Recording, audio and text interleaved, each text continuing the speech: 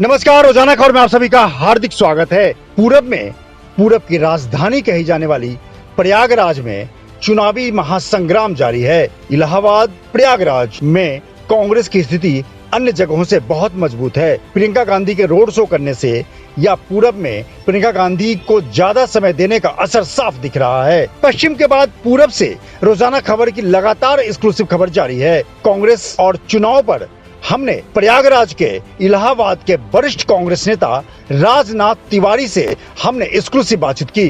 राजनाथ तिवारी कांग्रेस के वरिष्ठ नेता ही नहीं बल्कि बहुत बड़े राजनीतिक समीक्षक भी हैं। इलाहाबाद में उनकी अच्छी पकड़ है।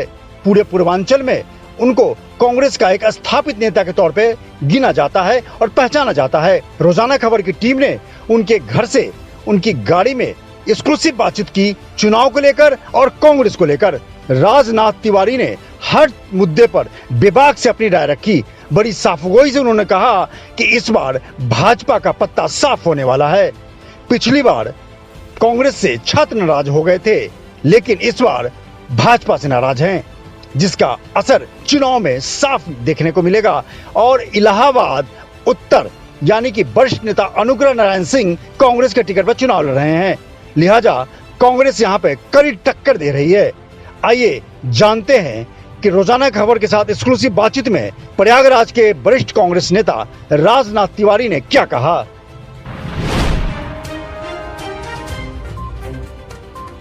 चुनावी महासंग्राम के बीच पश्चिम से पूरब तक की नब्ज को टटोलने के लिए रोजाना खबर लगातार सक्रिय है। पश्चिम में चुनाव संपन्न कराने के बाद रोजाना खबर की टीम पूरब की राजधानी कहे जाने वाले प्रयागराज यानी इलाहाबाद में है। यहाँ पे कांग्रेस का गढ़ माना जाता है और आने वाले समय में प्रियंका गांधी को लेकर कांग्रेसी यहाँ पे भविष्य तलाश रहे हैं।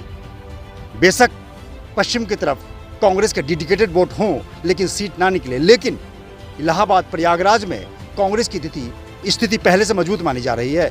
हमारे साथ प्रयागराज के वरिष्ठ कांग्रेसी नेता राजनाथ तिवारी जी हैं, जिनसे जानने की कोशिश करते हैं कि इस यूपी महासंग्राम में कांग्रेस की स्थिति क्या है, प्रयागराज में कांग्रेस को लेकर वो क्या सोचते हैं और आने वाले समय में प्रियंका गांधी के अंदर कांग्रेस का भविष्य के रूप में आप क्या देखते हैं। नमस्कार सर, रोजाना खबर में बहुत बहुत स्वागत है आपका। ये बताइए कि जिस तरीके से कांग्रेस बीते एक दशक से एक तरह से कह सकते हैं हाशिए पे है, तमाम लोग नेता, बड़े नेता भी आरपीएन सिंह और तमाम जो दिग्गज नेता कहे जाते थे, धीरे धीरे नितिन जी हैं, वो तमाम लोग बीजेपी में जा रहे हैं और अन्य पार्टी में जा रहे हैं। इसके पीछे क्या कारण है? देखिए, ये जब दल चुनाव में आते हैं तो उस समय एक दौर होता है आया राम गया राम का। तमाम कारण ऐसे होते हैं जिसमें बहुत लोगों को टिकट की संभावना नहीं होती, जिनको ऐसा लगता है कि इस दल में रहने से मेरा भविष्य नहीं है, तो वो सत्तारूढ़ पार्टी या सत्ता में आने वाले दलों के बीच उछल कूद करते रहे हैं। ये हमेशा से इतिहास रहा है। उनको ऐसा लग रहा है कि कांग्रेस अपनी खोई ज़मीन को तलाशने के लिए संघर्ष तो कर रही है और संघर्ष में काफ़ी हद तक सफल भी है। जो कांग्रेस के लोगों में उत्साह का अभाव था, प्रियंका जी के आने के बाद उत्साह का बेहद संचार हुआ। ऐसी स्थिति में इसी बीच चुनाव आ गए। आपने देखा होगा चुनाव से कुछ समय पहले उत्तर प्रदेश में ऐसा लग रहा था जैसे सड़क पर मात्र कांग्रेस लड़ रही है। बिल्कुल सही बात है। ये न समाजवादी पार्टी सड़क पर दिख रही थी पूरब में प्रियंका जी काफी और न ही ये बहुजन समाज पार्टी दिख रही थी, और लगभग एक वर्ष के अंतराल पर मुख्य विपक्षी भूमिका में सड़क पर कांग्रेस ही दिख रही थी। लोगों में एक उत्साह का संचार हुआ, लेकिन उत्तर प्रदेश चूँकि जातिवादी राजनीति का गढ़ रहा है, चुनाव जैसे ही नज़दीक आए, भारतीय जनता पार्टी की सरकार ने सोचा कि यदि कांग्रेस को इस तरह से जिस तरह से कवरेज मिल रहा है सड़कों पर, मीडिया में, जगह जगह, अगर यह स्थिति रही तो ऐसी स्टेज में हमसे मेरे विरोधी वोटों का कांग्रेस के पक्ष में ध्रुवीकरण होना संभव लगता है। और यदि ऐसे वोट कांग्रेस के पक्ष में ध्रुवीकरण हुए तो निश्चित तौर पर जो एंटी बीजेपी एक अल्पसंख्यक का विरोधी कहे जाने वाला जो ये भारतीय जनता पार्टी है, ये वोट भी कांग्रेस में शिफ्ट कर सकते हैं। ऐसी स्टेज में कांग्रेस ही मुख्य भूमिका में होगी, जो कि नरेंद्र मोदी नहीं चाहते थे उत्तर प्रदेश में कांग्रेस को मुख्य भूमिका में दिखाया जाए। तो उन्होंने इसका टारगेट को चेंज किया, भारतीय जनता पार्टी के तमाम रणनीतिकारों ने, और उन्होंने अखिलेश यादव को मुख्य भूमिका में दिखाने की भरसक कोशिश की, और ये सब दिखाते हुए कि हाँ इनके पास जातिवादी समीकरणों का बड़ा लंबा जो है वो है। ऐसी स्टेज में इन्होंने कांग्रेस को मीडिया से ज़रूर दूर किया, इनकी साजिश है।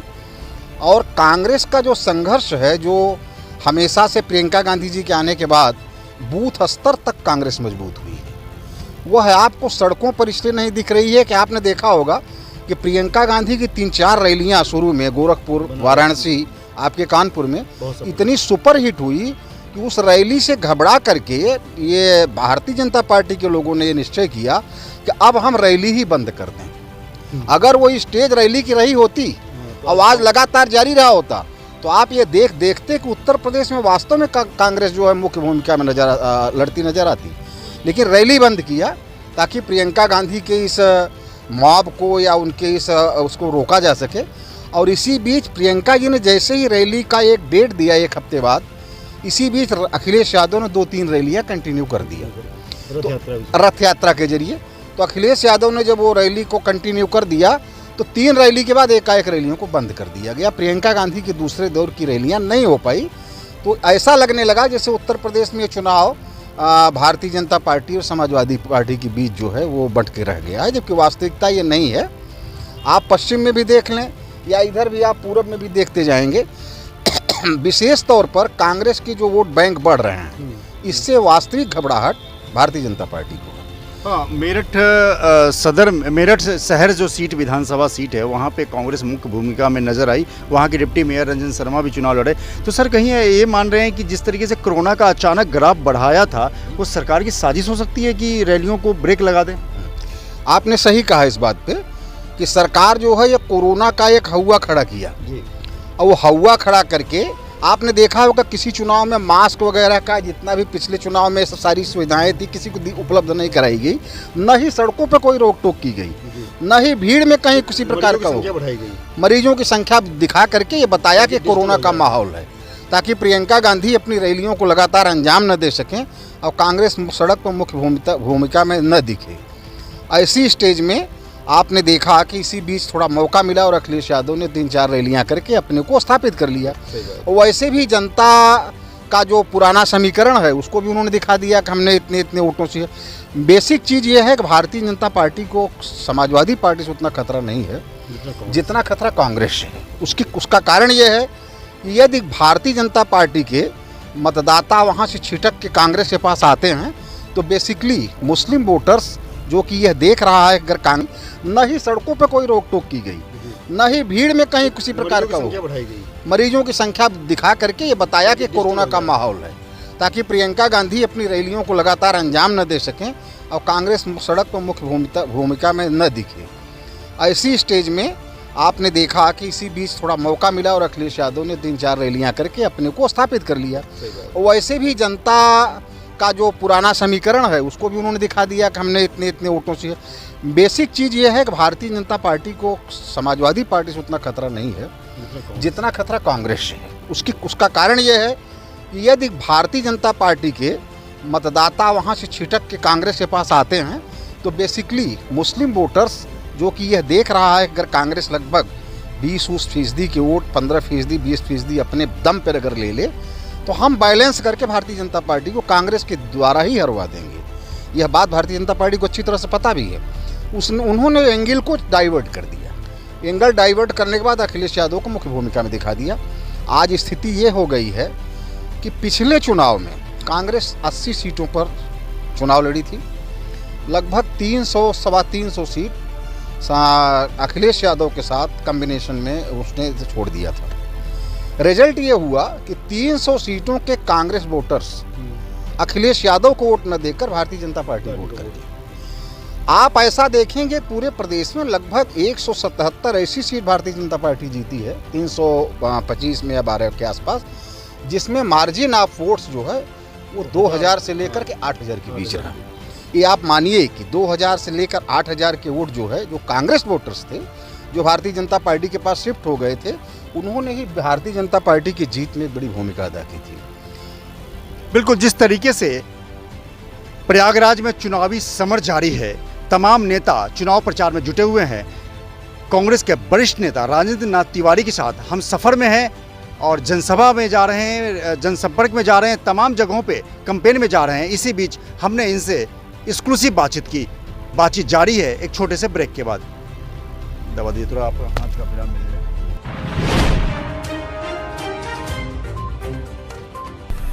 ये इलाहाबाद नॉर्थ, ये सिटी नॉर्थ है। यहाँ पर कांग्रेस के श्री अनुग्रह नारायण सिंह जी 2012 में विधायक रहे। 2017 का चुनाव जब भारतीय जनता पार्टी ने पूरे प्रदेश में एक नया नारा दिया कि 5 साल अखिलेश रहे, 5 साल मायावती रही, उन्होंने देश को, उत्तर प्रदेश को कंगाल बना दिया, तो हमें इस बार मौका दिया जाए तो हम ये उत्तर प्रदेश की सरकार को बेहतर ढंग से चलाएंगे। उनके इस आश्वासन पर, उनके इस नारे पर यहाँ की जनता ने भरोसा किया और कांग्रेस के श्री अनुग्रह नारायण सिंह जी चुनाव हार गए। भारतीय जनता पार्टी के हर्षवर्धन वाजपेयी जी यहाँ से चुनाव जीते। लेकिन 5 वर्ष की इस भारतीय जनता पार्टी के कार्यकाल में जो जो वादे भारतीय जनता पार्टी ने किया, विशेष तौर पर यहाँ पर एक छात्रों का आंदोलन था जिसमें लोक सेवा आयोग की परीक्षाओं में कुछ धांधली के आरोप अखिलेश यादव पर थे। सारा ठीकरा कांग्रेस के ऊपर फोड़ दिया गया, इसलिए उस समय अखिलेश यादव से कांग्रेस पार्टी का गठबंधन हो गया था। तो जो भी ये छात्रों का एक विशेष समूह था जो अखिलेश यादव से नाराज था, वो चूंकि कांग्रेस के ज्वाइंट प्रत्याशी कांग्रेस समाजवादी पार्टी से अनुग्रह नारायण सिंह थे, तो उसका जो खामियाजा है वो कांग्रेस प्रत्याशी को भुगतना पड़ा था, जिसके कारण से चुनाव में हार मिली।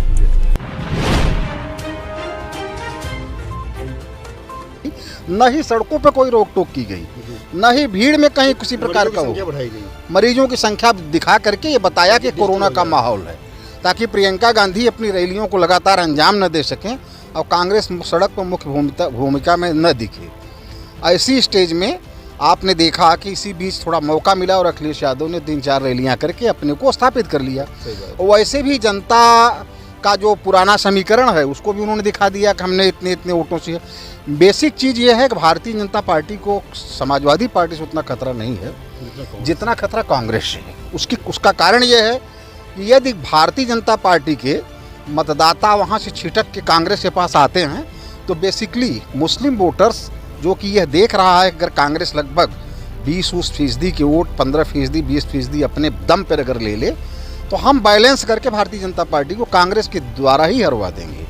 यह बात भारतीय जनता पार्टी को अच्छी तरह से पता भी है।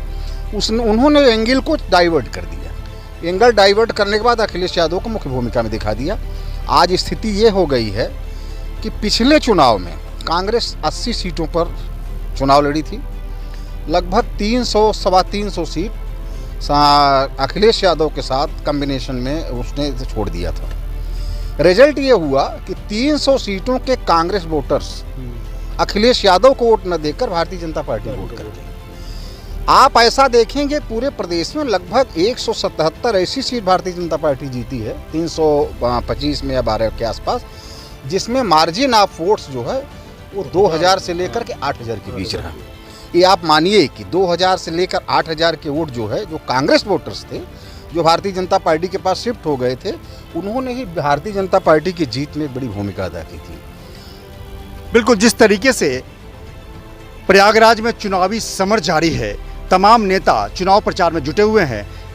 कांग्रेस के वरिष्ठ नेता राजेंद्र नाथ तिवारी के साथ हम सफर में हैं और जनसभा में जा रहे हैं, जनसंपर्क में जा रहे हैं, तमाम जगहों पे कैंपेन में जा रहे हैं। इसी बीच हमने इनसे एक्सक्लूसिव बातचीत की। बातचीत जारी है एक छोटे से ब्रेक के बाद। हुए कि हाँ, इनके पास जातिवादी समीकरणों का बड़ा लंबा जो है वो है। ऐसी स्टेज में इन्होंने कांग्रेस को मीडिया से जरूर दूर किया, इनकी साजिश है। और कांग्रेस का जो संघर्ष है, जो हमेशा से प्रियंका गांधी जी के आने के बाद बूथ स्तर तक कांग्रेस मजबूत हुई है, वह है आपको सड़कों पर इसलिए नहीं दिख रही है कि आपने देखा होगा कि प्रियंका गांधी की 3-4 रैलियां शुरू में गोरखपुर, वाराणसी, आपके कानपुर में इतनी सुपर हिट हुई कि उस रैली से घबरा करके ये भारतीय जनता पार्टी के लोगों ने ये निश्चय किया कि अब हम रैली ही बंद कर दें। अगर वो स्टेज रैली की रही होती, आवाज़ लगातार जारी रहा होता, तो आप ये देखते कि उत्तर प्रदेश में वास्तव में कांग्रेस जो है मुख्य भूमिका में लड़ती नजर आती है, लेकिन रैली बंद किया ताकि प्रियंका गांधी के इस मॉब को या उनके इस उसको रोका जा सके। और इसी बीच प्रियंका जी ने जैसे ही रैली का एक डेट दिया 1 हफ्ते बाद, इसी बीच अखिलेश यादव ने 2-3 रैलियां कंटिन्यू कर दी रथ यात्रा के जरिए। तो अखिलेश यादव ने जब वो रैली को कंटिन्यू कर दिया तो 3 रैली के बाद एकाएक रैलियों को बंद कर दिया गया। प्रियंका गांधी के दूसरे दौर की रैलियां नहीं हो पाई। तो ऐसा लगने लगा जैसे उत्तर प्रदेश में ये चुनाव भारतीय जनता पार्टी और समाजवादी पार्टी के बीच जो है वो बंट के रह गया है, जबकि वास्तविकता ये नहीं है। आप पश्चिम में भी देख लें या इधर भी आप पूरब में भी देखते जाएंगे, विशेष तौर पर कांग्रेस की जो वोट बैंक बढ़ रहे हैं, इससे वास्तविक घबराहट भारतीय जनता पार्टी को। हाँ, मेरठ शहर जो सीट विधानसभा सीट है वहाँ पे कांग्रेस मुख्य भूमिका में नजर आई। वहाँ के डिप्टी मेयर रंजन शर्मा भी चुनाव लड़े। तो सर कहीं ये मान रहे हैं कि जिस तरीके से कोरोना का अचानक ग्राफ बढ़ाया था, वो सरकार की साजिश हो सकती है कि रैलियों को ब्रेक लगा दें? आपने सही कहा इस बात पे कि सरकार जो है ये कोरोना का एक हवा खड़ा किया जी। और वो हवा खड़ा करके आपने देखा होगा किसी चुनाव में मास्क वगैरह का जितना भी पिछले चुनाव में सारी सुविधाएं थी किसी को उपलब्ध नहीं कराई गई, न ही सड़कों पर कोई रोक टोक की गई, न ही भीड़ में कहीं किसी प्रकार का बढ़ाई गई। मरीजों की संख्या दिखा करके ये बताया कि कोरोना का माहौल है, ताकि प्रियंका गांधी अपनी रैलियों को लगातार अंजाम न दे सकें और कांग्रेस सड़क पर मुख्य भूमिका में न दिखे।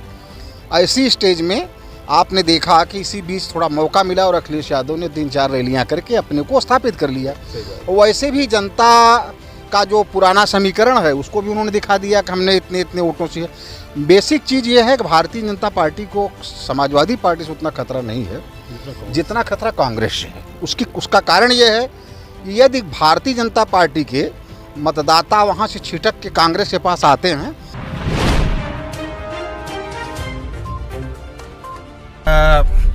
अधिकारी जो है वो नाप दिए जाएंगे जिन्होंने धांधलियां की हैं, और लोक सेवा आयोग की परीक्षाओं में धांधली करने वालों को बख्शा नहीं जाएगा, और जो नियुक्ति जिन लोगों की हो गई है उन्हें नौकरी से हटा दिया जाएगा।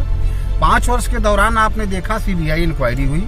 सीबीआई इंक्वायरी में जब जांच रिपोर्ट के लिए अधिकारियों पर एफआईआर की स्थिति आई तो सीबीआई ने राज्य सरकार से अनुमति मांगा।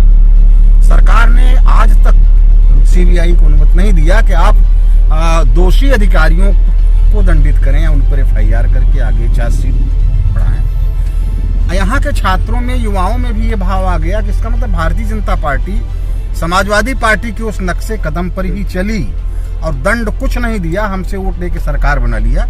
और इसमें कांग्रेस प्रत्याशी अनुग्रह नारायण सिंह का कोई दोष नहीं था। वो तो समय समय पर लोक सेवा आयोग के छात्रों के हित में लड़ते भी रहे, लेकिन हमने उन्हें दंडित किया चुनाव के माध्यम से। तो क्या लग रहा है इस बार मौसम कैसा है? हाँ, तो आज स्थितियां ये हो गई हैं कि वो छात्र जब रोजगार मांगने के लिए जाते हैं एक लंबी जुलूस के साथ उन पर लाठियां बरसाई जाती हैं। और अभी हाल में आपने देखा रेलवे के कुछ नियुक्तियों के लिए यहाँ स्टेशन पर कुछ छात्र निकले और उनको पुलिस ने इतनी बर्बरतापूर्वक पीटा कि लाज में जाकर के छात्र जहाँ छिपे हुए थे, लाज में जाकर बंदूक के कुंदे से उनकी दीवाने और उनको दरवाजों को तोड़ा गया और उन छात्रों को अनावश्यक पीटा गया। छात्र यहाँ, जो छात्र पिछली सरकार अखिलेश यादव के खिलाफ में छात्र जो नाराज होकर के अनुग्रह नारायण सिंह कांग्रेस प्रत्याशी को वोट नहीं किया था ये ज्वाइंट कैंडिडेट होने के नाते, आज वो स्थितियां पूरी तरह बदली हुई नजर आ रही है। आज वो छात्र मान रहे हैं कांग्रेस के साथ कि कांग्रेस के केस के ऊपर हमने अनावश्यक कांग्रेस को इस पर दंडित किया, उनसे से तो ज्यादा इनका रोल है छात्रों को कुचलने में। इसलिए आज परिस्थितियां बदली हैं। दूसरी बात, मत प्रतिशत उस समय छात्रों ने ही ज्यादा बढ़ाया था। यहाँ इलाहाबाद में बहुत दिनों बाद 30% मत मिलते रहे, मत प्रतिशत होता था चुनाव का, 42% मत पड़ा। ये लगभग 10-12% मतों का जो रुझान आया वो इन छात्रों और युवाओं के ही मत थे। और आज वो पूरी तौर पर अपने को ठगा महसूस कर रहे हैं। या तो वो निकल कर कांग्रेस को वोट देंगे या उनके अंदर निराशा व्याप्त होगी। क्षेत्र प्रयागराज के नॉर्थ में छात्रों के दिल में क्या बसता है ये तो आने वाले 27 फरवरी को पता चलेगा। 10 मार्च को वोटिंग होगी 27 फरवरी को। लिहाजा जिस तरीके से पिछली बार भाजपा से वो अखिलेश से नाराज होकर, कांग्रेस से नाराज होकर भाजपा के शरण में गए थे, वहां भी उन्हें लाठियां मिली, तो कहीं ऐसा ना हो कि इस बार कांग्रेस का पंजा जीत की ओर बढ़ जाए। नमस्कार।